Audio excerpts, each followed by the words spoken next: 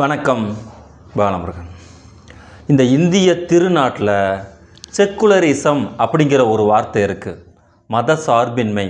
அது வாயிருந்தாலும் அந்த வார்த்தை அழுது ஆர்ப்பாட்டம் பண்ணிடும்.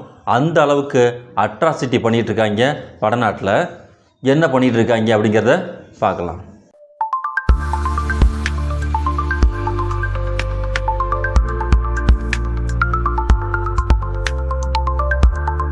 மத்திய பிரதேசத்துடைய குவாலியர் நகரத்தில் மாவட்ட காவல்துறை கண்காணிப்பாளர் ஹினா கானை சனாதனத்திற்கு எதிரானவர் என்று கூறி அவருக்கு எதிராக அவரது அலுவலகத்திற்கு முன்பாக ராமாயணம் பஜனை பாடும் போராட்டத்தை இந்துத்துவா குழு ஒன்று அறிவித்தது.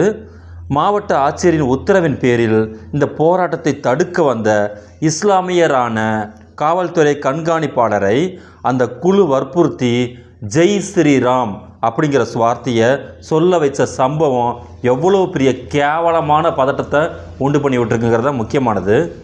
குவாலியருடைய நீதிமன்றத்தின் நுழைவு வாயிலில் அம்பேத்கர் சிலையை அமைப்பை எதிர்த்து வன்முறையில் ஈடுபட்ட பார்ப்பன வழக்குரைஞர்களுக்கு எதிராக நடவடிக்கை எடுத்ததாலேயே மாவட்ட கண்காணிப்பாளர் ஹினா கானை சனாதன விரோதி என்று முத்திரை குத்தி அவரது அலுவலகத்திற்கு முன்பு ராமாயணம் பஜனை பாடும் போராட்டத்தை பார்ப்பன வழக்குரைஞர் அனில் மிஸ்ரா மற்றும் அவரது ஆதரவாளர்கள் தொடர்ந்து நடத்துவதாக அறிவித்தார்கள்.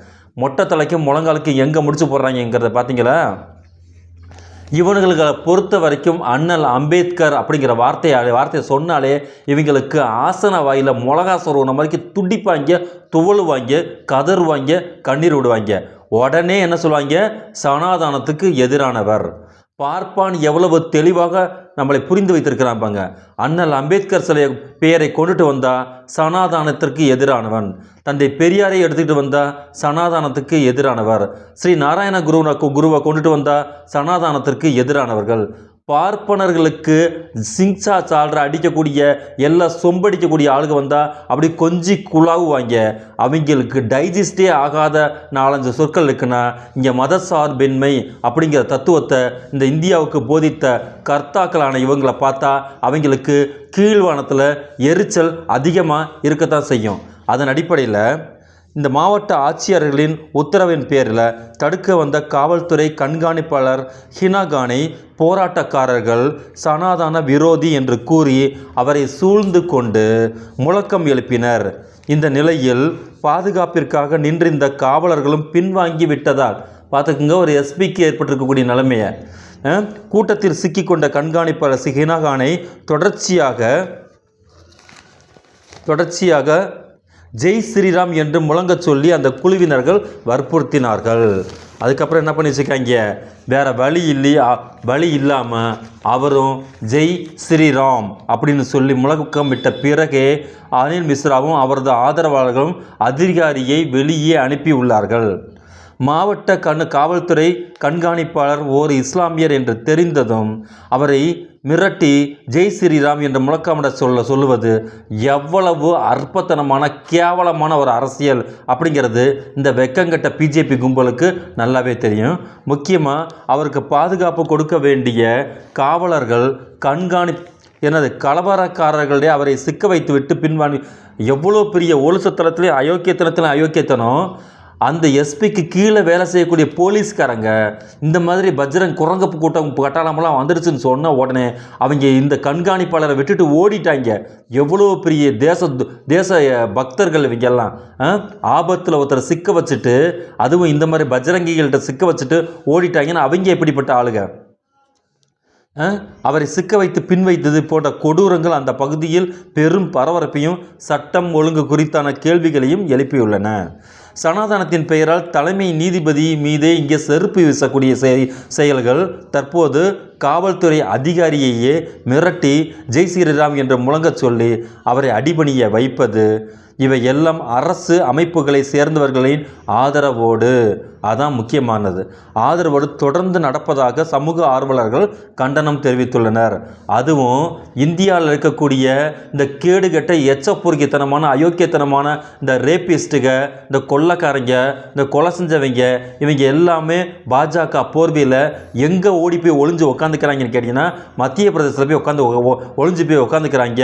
அங்கே போய் மற்ற மாநிலத்தில் இருக்கக்கூடிய போலீஸ்காரங்க அங்கே அவங்கள போய் அரெஸ்ட் பண்ணுறதுக்கே பயப்படக்கூடிய சூழ்நிலை அங்கே இருக்குன்னா அவங்க எந்த அளவுக்கு கலாச்சார வீரியம் உடையவங்களாக இருப்பாங்கிறதுக்கு இந்த மாதிரி சம்பவங்கள் தான் உதாரணம். இது நாட்டின் மதசார்பின்மைக்கு கொள்கைக்கு பெரும் அச்சுறுத்தலை ஏற்படுத்தி உள்ளதாகவும் அவர்கள் கவலை தெரிவித்துள்ளனர். எந்த கொடுமைக்கும் சட்டமீறலுக்கும் ஒரு எல்லை உண்டு. ஆனால் ஒன்றியத்தில் அதிகாரத்தில் இருக்கக்கூடிய அரசு மத வெறியையே சாப்பிட்டு மத வெறியையே மூச்சுக்காற்றாக சுவாசித்தும் வெளியிட்டும் வருவது ஹிட்லர் நாஜிசமே பிச்சை வாங்க வேண்டும் என்கிற அளவுக்கு மதவெறி மூர்க்கத்தனமாக முற்றி வெடித்து கொண்டு இருக்கின்றது. உச்சநீதிமன்ற தலைமை நீதிபதிக்கே பாதுகாப்பு இல்லை. குடியரசுத் தலைவர் தாழ்த்தப்பட்ட பெண் என்பதால் 1200 கோடி ரூபாயில் கட்டப்பட்ட நாடாளுமன்ற கட்டடத்துக்கு அடிக்கல் நாட்டு விழாவுக்கு அவங்களுக்கு அழைப்பு இல்லை. குடியரசுத் தலைவராக இருந்த போதும் தாழ்த்தப்பட்ட சமூகத்தை சேர்ந்தவராக இருக்கின்ற ஒரே ஒரு காரணத்தினால் மாண்புமை ராம்நாத் கோவிந்தும் அவரின் குடும்பத்தினரும் பூரி ஜெகநாதர் கோயில், அஜ்மீர் பிர்மா கோயிலையும் உள்ள நுழைய விடாமல் தடுக்கப்பட்டாங்க. மிகவும் ஆபத்தான மதவெறி எரிமலை அனலை கக்கி கொண்டிருக்கிறது. அரசியல் அமைப்பு சட்டத்தின் மதசார்பின்மை காலில் போட்டு மிதிக்கப்பட்டிருக்கிறது. கடுமையான எச்சரிக்கை உணர்வுடன் நாம் இருக்க வேண்டிய சூழ்நிலையில் இருக்கோம்.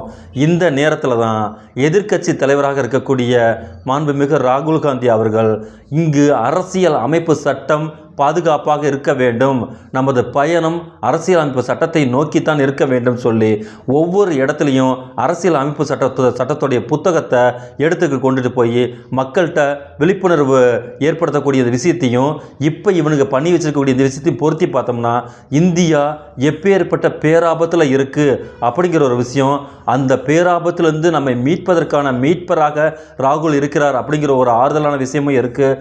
நாம் இந்த இடத்துல அந்த வலதுசாரிகளுடைய அந்த எத்தனங்களுக்கு அடிபணிந்து விடாமல் இடதுசாரியாக இருக்கக்கூடிய நம் மக்களுக்கு எல்லாம் கொடுக்க அரசியல் அமைப்பு சட்டத்தை பாதுகாக்கக்கூடிய இடத்துல இருக்கக்கூடிய ராகுலின் கரங்களை நாம் வலுப்படுத்துவதில் தான் நாம் இந்த இந்தியாவுடைய மாண்பை காப்பாற்ற முடியுங்கிற ஒரு முக்கியமான இடத்துக்கு நாம் நகர்ந்து வந்திருக்கிறோம்.